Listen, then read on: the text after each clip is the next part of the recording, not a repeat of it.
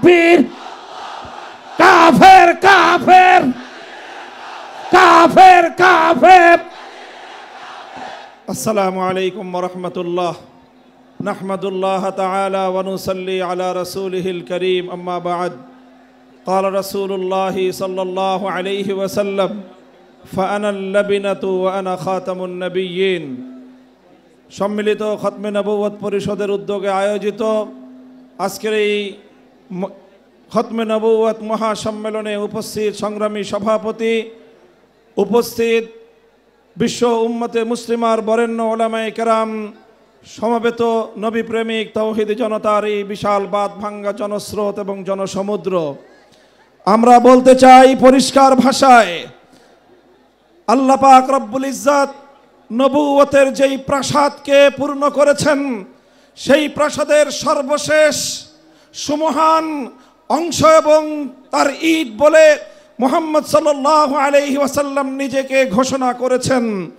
আল্লাহর নবীর পরে ইসলামের নবুয়তের এই সুমহান প্রাসাদে অন্য কেউ যদি নবুয়তের পরিচয় দিতে চায়, সে নবুয়তের এই সুমহান রাজপ্রাসাদে আবর্জনা, ময়লা বলে বিবেচিত হবে।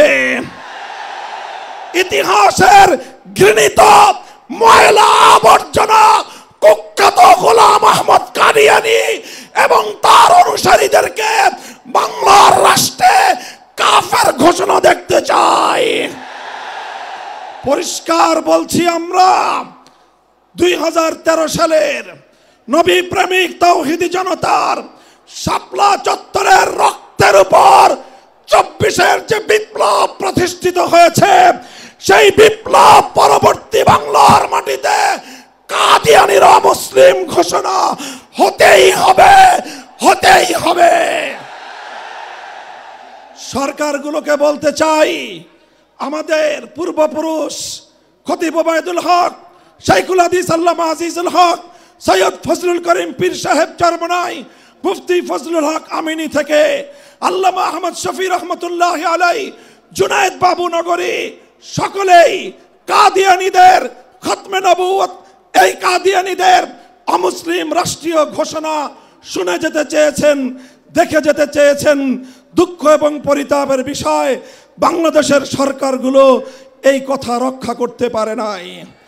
আমাদের আমির হেফাজত আল্লামা মুহিবুল্লাহ বাবু নগরী হায়াতে আছেন, তার নেতৃত্বে পীর সাহেব মধুপুর যেটা তুলেছেন, এবার কাদিয়ানীদের অমুসলিম ঘোষণা দাবি আদায় করার জন্য যদি প্রয়োজন হয়, আবার 5ই মের মতো ঢাকা অবরোধ করতে হবে, ঢাকা অবরোধ করতে হবে। শুধু ঢাকা নয়, প্রয়োজনে জাতীয় সংসদের দিকে লং মার্চ করতে হবে, বাংলাদেশ অবরুদ্ধ করতে হবে, সকল রাজনীতি বন্ধ করে দিতে হবে, পার্লামেন্ট অচল করে দিতে হবে, সচিবালয় বন্ধ হয়ে যাবে, বাংলাদেশ থমকে দাঁড়াবে। কাদিয়ানীদের অমুসলিম ঘোষণার দাবি আদায় করতে হবে।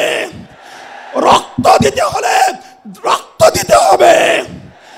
জীবন দেওয়ার জন্য, খতমে নবুয়তের দাবি আদায়ের জন্য মাথায় কাফনের কাপড় বেঁধে শহীদ ঈদগাহে যেতে কারা প্রস্তুত, কারা প্রস্তুত?